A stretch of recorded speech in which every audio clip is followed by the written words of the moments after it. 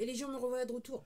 Alors, comme c'est le genre de sujet qui plaît beaucoup à cette plateforme, donc je vais pas me priver, je vais faire des vidéos entre nous, vous voyez ce que je veux dire, je vais faire plaisir à cette plateforme. Alors, comme vous l'avez peut-être vu dans ma vidéo d'hier, alors, comme je dis, et dans d'autres vidéos, je l'ai déjà dit, la religion, c'est un truc des poteaux. Ok. En fait, c'est un truc des poteaux que les poteaux ont inventé, il y a bien des années-lumière de ça, hein, des milliers d'années de ça, quand ils ont réalisé la crédulité de nos ancêtres. Okay. Donc ils se sont dit, ah, voilà comment ils sont tellement naïfs et créduleux, donc voilà comment on va les manipuler. En sachant que euh, nos ancêtres, il y a très longtemps, ont eu des visiteurs. Et comme ils n'arrivaient pas à l'expliquer, ok, effectivement, ils se sont mis à idolâtrer ces visiteurs. C'est le cas de le dire. C'est comme ça que les religions sont nées. On va dire ça comme ça. Alors, ouais, mais qu'est-ce que tu racontes et tout ça? Alors, je vais vous présenter des bouquins. Ça va faire encore doublement plaisir à cette plateforme. Et en plus de ça, je vais vous laisser les liens, ok, dans la description. Donc, des bouquins que j'ai lus, bien sûr. Alors, il y a un bouquin qui est plutôt sympathique. Alors, encore une fois, moi, je vous invite à découvrir la collection J'ai lu, l'aventure mystérieuse. Voilà. Donc, je vais vous présenter ce premier bouquin, La lune clé de la Bible, de Jean Sandy. Je crois que je vous l'avais déjà montré, peut-être. Ok. Lui, il explique que les célestes. Alors, lui, il dit qu'il y a une relation entre la Bible et la Lune et que, en gros, alors, il a écrit ça. Alors, aussi pour vous dire, quand on vous dit théorie du complot, donc en gros, ce que je voudrais aussi vous montrer, c'est que c'est un bouquin, les éditions Julia. Donc, j'espère que vous le verrez bien. Là, c'est juillet 1968. Publié juillet 1968. Donc lui, il dit, donc juste un petit peu avant que... Donc il fait référence à ça dans son bouquin, juste avant que, entre guillemets, les astronautes américains décident d'aller sur la Lune. Ils savaient que c'était prêt, mais ils n'étaient pas encore là. Donc il dit que, effectivement, la clé de la Bible, une fois qu'ils auront été sur la Lune, ce qu'il dit, c'est qu'il y a des choses qu'on va découvrir. Ça va nous éclairer plus. Mais son propos, c'est de dire que quand on dit dans la Bible Dieu et surtout Elohim, ok, on parle de... Elohim, c'est un pluriel en hébreu, ok, et qu'en fait, on parle d'anges, ok, qui ont décidé une fois qu'ils ont vu la race humaine, qui ont décidé de procréer avec les plus belles femmes. Okay. En gros, c'est un petit peu ça qu'il explique. Donc voilà. Et donc lui, il dit que les Elohim, donc les dieux, sont en fait des célestes. Et quand il parle de célestes, il parle d'extraterrestres. Il sous-entend extraterrestres. Donc c'est la lune, clé de la Bible. Jean Sandy, c'est le genre de bouquin, c'est le genre de bouquin, vous pouvez trouver facilement d'occasion et pour pas cher, pas cher. Tout dépend des textes parce que aussi je vais vous en présenter un autre et j'ai découvert que... Après, il y a ce bouquin qui est assez intéressant. Ok, le livre des anciens astronautes. Pour vous dire, là où je l'ai acheté, ça faisait des années que je le voyais, personne ne le touchait. Et avec, comme je vous dis, je fais des recherches et dans le temps j'ai voulu. Ok, et je me suis dit, tiens, je vais le lire. Alors en gros, c'est une collection de textes. C'est une collection de textes de différents auteurs qui ont été mis ensemble. Et je vous invite à le lire. Alors encore une fois, je vais vous montrer. Hein. Donc, moi, je vais vous montrer les éditions. Hein. Quand on vous dit complot, c'est un truc nouveau, c'est des gens qui ne vous parlent pas. Donc ça, c'est édition Albin Michel, 1977. Quand est-ce que ça a été publié? Donc c'est une collection de textes. Moi, ce qui m'a intéressé, donc en gros, la théorie, c'est de dire, ce qu'ils expliquent, c'est que, en fait, les dieux, réellement, ce que nous, on appelle des dieux, nos ancêtres appellent des dieux, en fait, sont des extraterrestres qui sont venus avec, donc des véhicules d'espace qui ont pris contact des milliers d'années de ça avec la race humaine, ok, et que, comme la race humaine était peu ou pas évoluée à cette époque, quand ils ont vu la technologie arriver, ils n'arrivaient pas à l'expliquer et que effectivement, alors c'est les gens qui sont venus, c'était les gens qui voulaient du bien à la race, voulaient en fait qu'elle évolue dans le bon sens, nous aider quelque part, et que les gens ils n'arrivaient pas à l'expliquer, ils se sont mis à idolâtrer. Et il explique des choses ils expliquent sur différents textes, hein, c'est différents textes, différents auteurs qui sont compilés ensemble. Et à un moment, il explique que la manière, quand on va dans certaines cultures africaines et la manière dont dans les danses ils sont habillés et tout ça, en fait, c'est quasiment une reproduction de ce que leurs ancêtres avaient vu quand entre guillemets, les extraterrestres, ils ont débarqué sur Terre. Donc les gens ont voulu en, à l'époque, donc leur pouvoir, ce que ces extraterrestres pouvaient faire sur l'homme, avec l'homme, et aider l'homme. Donc dans le temps et les traditions se sont transmises.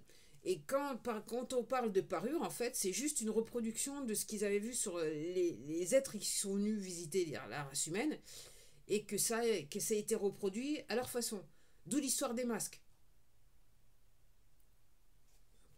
Donc les masques, on pourrait prétendre que en fait, ce sont des représentations des êtres qui sont venus à ces époques éloignées.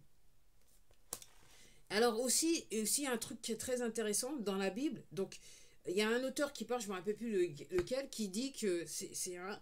Donc il est parti... Donc en fait, c'était un scientifique qui a travaillé pour la NASA. Ok.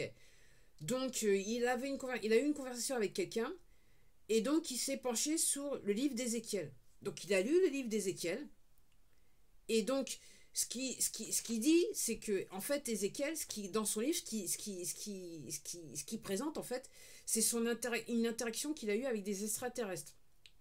Et donc le mec de la NASA, donc il a lu le truc, il a voulu voir ce que Ézéchiel disait, si ça ressemblait à quelque chose.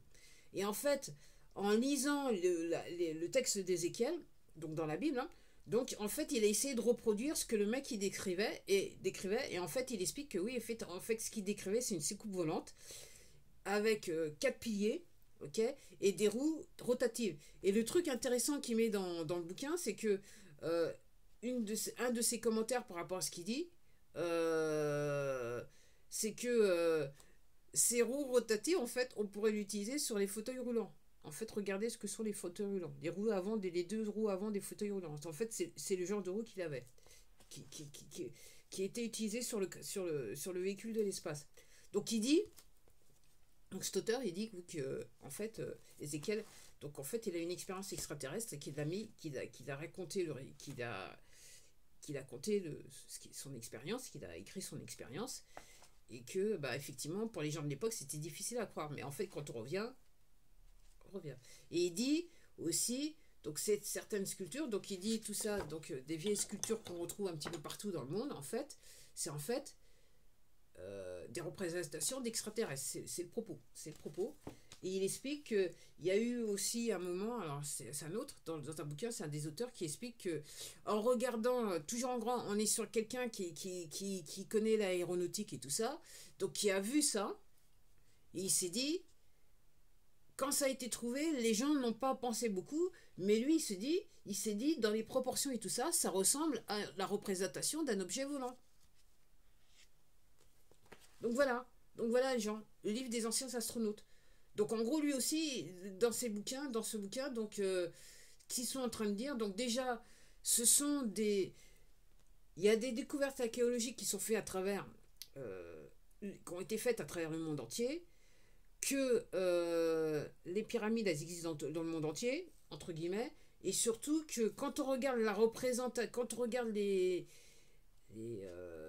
objets qui ont été trouvés, les représentations d'un pays à un autre, on se rend compte que les êtres humains de l'époque ont été en contact avec des races, la même race extraterrestre, pour ceux qui comprennent.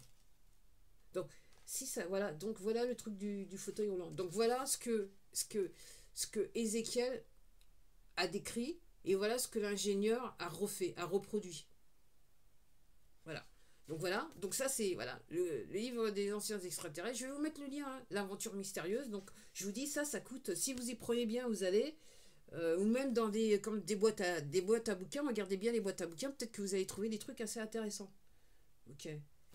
Et puis pour revenir aussi les pouvoirs de la Lune, enfin je vais vous présenter ce bouquin que j'ai lu un bout de temps, ça s'appelle Les pouvoirs de la Lune. Donc son propos, moi ce que j'ai trouvé très intéressant, c'est qu'il dit oui, alors effectivement, les astres ont un effet sur le corps humain, et il dit, lui ce qu'il dit, et c'est la seule phrase que, en fait c'est l'un des propos que j'ai retenu qui me paraît, voilà, donc il explique que, donc c'est un groupe d'Américains, donc il explique qu'un Américain, donc il explique que lui il était en contact avec les forces de l'ordre américaines, dans un état, et donc il a voulu comparer, entre guillemets, il a comparé le taux de criminalité par rapport à la pleine lune, du genre.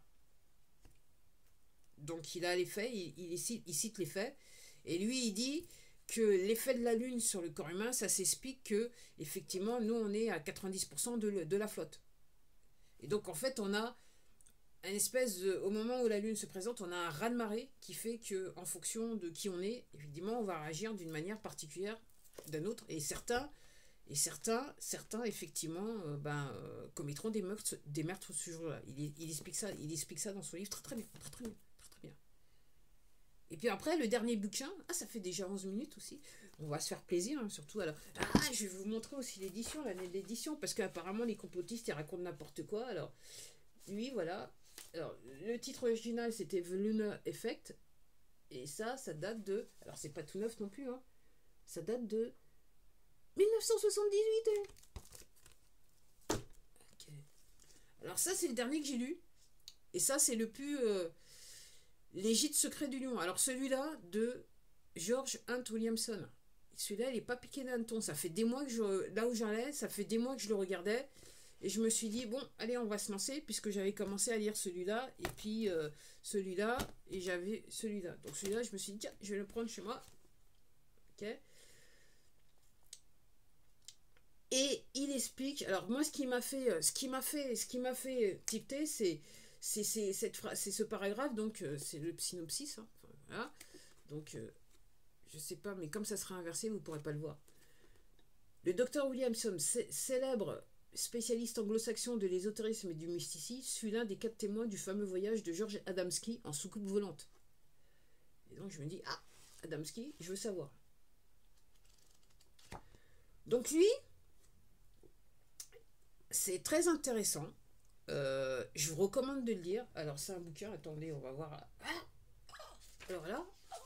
Alors là, les gens, ça c'est édition La théorie du complot. Donc édition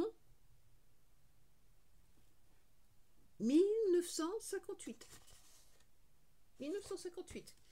Alors celui-là, si vous le trouvez, il n'est pas aussi évident que ça. Je suis passé sur Rakuten Press Minister. Il est un petit peu chéro, il n'est pas aussi évident que ça. Et je remarque qu'en lisant le bouquin, le type il dit qu'il a écrit un autre bouquin. Et en fait, il est introuvable. Même en passant sur Amazon, il est introuvable. Ok. Donc lui, il explique que... alors son propos, c'est de dire que nos ancêtres, il y a des milliers d'années. Alors déjà, lui est en train de dire... Alors, je vais reprendre un bouquin... que j'avais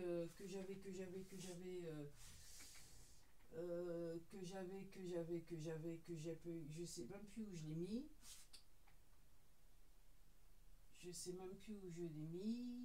même plus où je l'ai mis. Bah tant pis, hein. Si je l'ai pas. Alors, ce bouquin-là, pour ceux qui s'en souviennent, Les rois sacrés de la Bible, je vous en avais parlé rapidement. Donc lui, il dit, dans son bouquin, ce qu'ils disent les auteurs, c'est que David et Salomon n'ont jamais existé. Ok. Et c'est pour ça que je vous dis, il faut rechercher, il faut comprendre. Et lui, ce qu'il est en train de dire de son bouquin, la raison pour laquelle on dit que ces deux rois n'ont jamais existé, c'est que les historiens, sont plantés dans le temps. C'est-à-dire qu'en gros, pour lui, David et Salomon, ils ont existé 1000 ans avant ce qu'on prétend que... 1000 ans après la date, 1000 ans avant la date qu'on prétend dans lequel qu'ils auraient, entre guillemets, qu'ils auraient existé. Je redis la phrase. lui, dans son bouquin, il explique que le roi David et Salomon ont existé 1000 ans avant la date où les gens disent que ils étaient présents sur Terre. Donc, ce qui revient de dire que c'est pour ça que lui, il dit que ces deux-là, ils disent que en fait, ils n'ont jamais existé. Lui, il dit 1000 ans auparavant. Okay, très intéressant. Et donc, lui, donc, il dit effectivement, en termes de religion, il est question de la venue d'extraterrestres qui sont venus aider la race humaine à avancer, ok, qui a des sciences, des technologies qui ont été données à la race humaine. Il prétend que les Égyptiens ont hérité de ces connaissances, ok, que certains monarques égyptiens, notamment Akhenaton et Toutankhamon, ont alors surtout Akhenaton, il semble dire que Akhenaton était donc déjà voué et à penser qu'il y avait un dieu unique, alors que tous les prêtres de l'époque, pensaient étaient polythéistes. Amon, ok. Donc pour faire simple, pour que vous compreniez, Amon c'est le Shaitan ou Satan, ok. Donc Akhenaton et Toutankhamon, eux ils étaient, il y a un dieu unique et c'est celui-là qu'il faut adorer. Donc eux avaient des connaissances, des secrets qui avaient été hérités, légués dans les âges. Donc en gros, lui ce qu'il est en train de dire, c'est que toutes ces pyramides et compagnies et le Sphinx, en fait, en dessous, il y a des chambres secrètes où les connaissances ont été sauvegardées dans le temps. Ok. Et il va très loin avec ça. Il va très très loin. C'est très intéressant, il va très loin. Il sous-entend que donc il fait les liens entre les prophètes, Jésus-Christ et compagnie, Moïse, ok, en contact direct avec les extraterrestres. Donc l'histoire des lois pour Moïse, pour lui, c'est un contact direct que Moïse a eu avec les extraterrestres dans le temps. Donc aussi il fait rapidement allusion à Ézéchiel à un moment donné. Il dit que Jésus-Christ prophète, en fait, pour lui,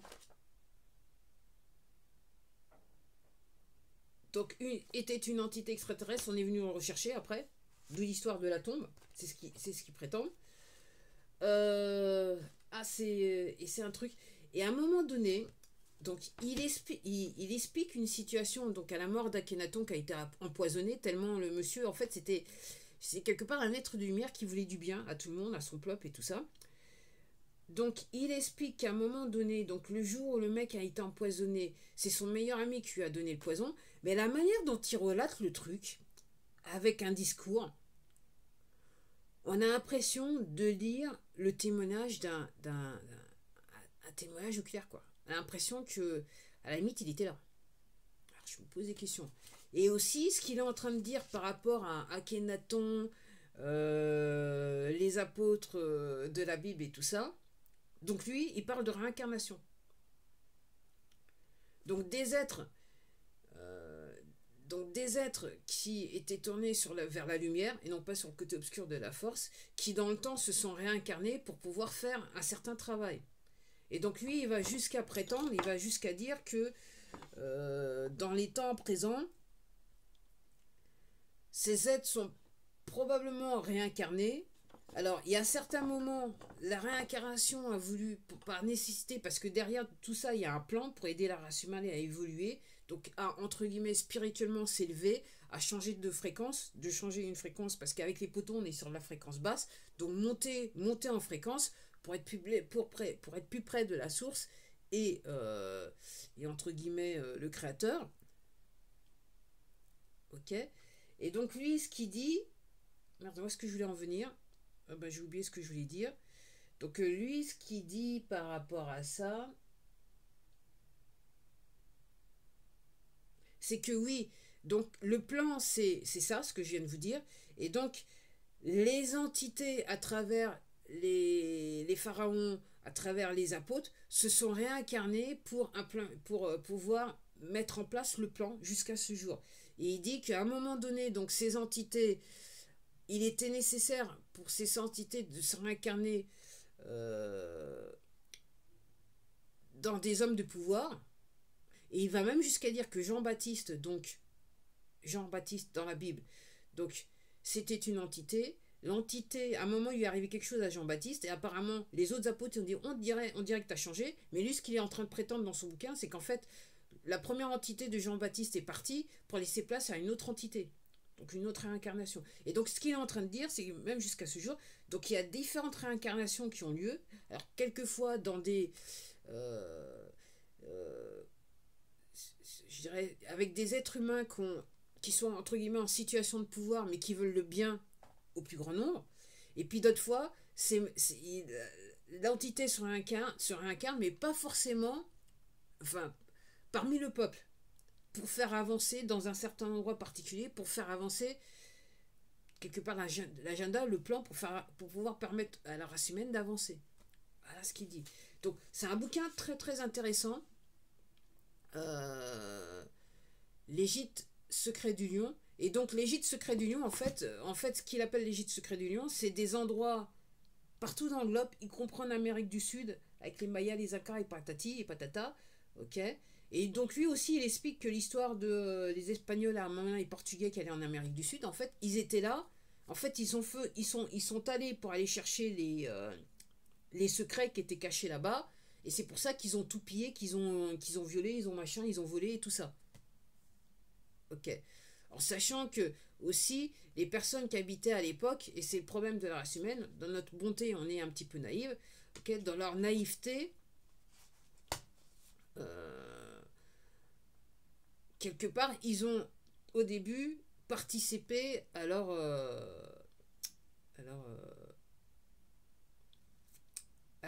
descente aux enfers quelque part, on va dire cela comme ça. En sachant. Donc en gros il explique bien qu'en Égypte effectivement il y avait les prêtres donc qui vénéraient Amon, donc qui étaient à fond dans les sacrifices et patati et patata gna gna gna, et puis il y avait les pharaons et certains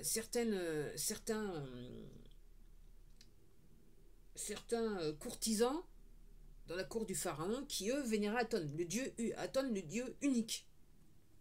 Ok.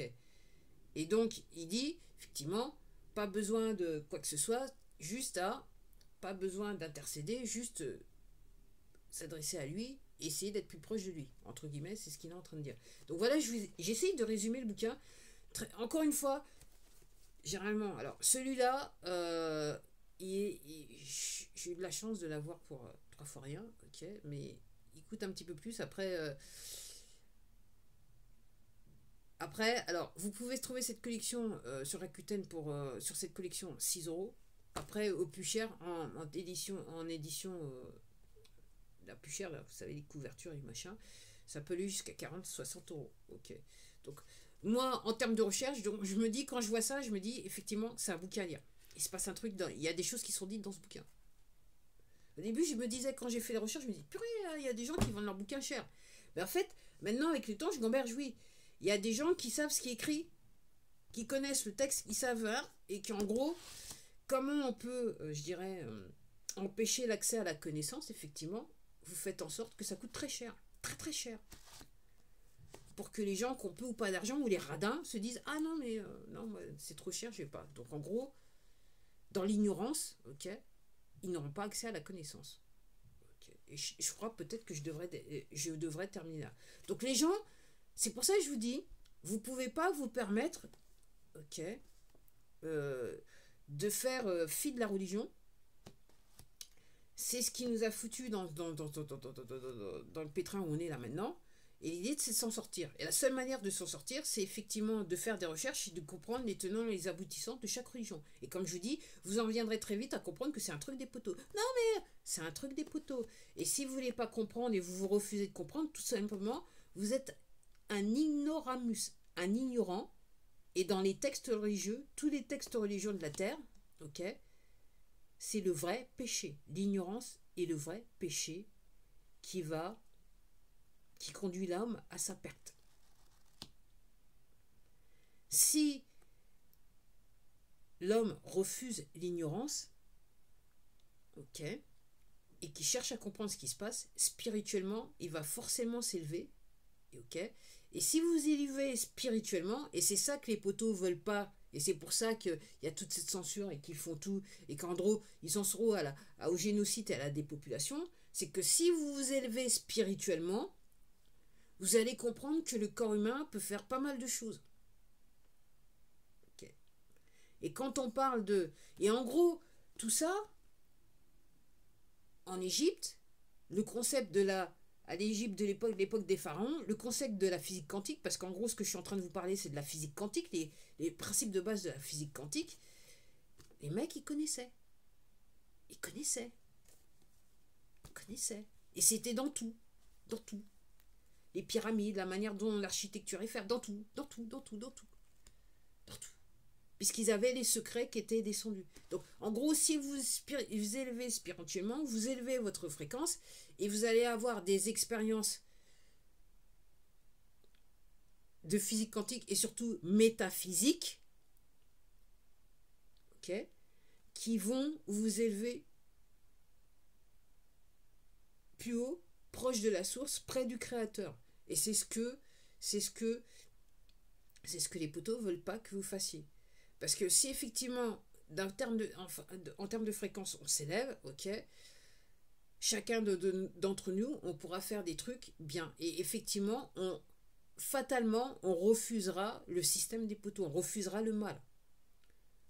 D'où la référence, pour revenir aux Égyptiens, Aton, le dieu unique. Allez, je m'arrête là. Je vous invite à faire des petites recherches. En plus, c'est très facile à lire, hein, ces bouquins. Si vous pouvez vous asseoir en une journée, à mon avis, si vous commencez tôt le matin, en fin de journée, vous avez terminé le bouquin. Je ne vais pas être méchante, mais c'est comme ça que ça se passe. On va dire cela comme ça. Allez, je vous dis à la prochaine vidéo, en sachant que ça, c'est une vidéo qui va faire plaisir. Allez, à la prochaine.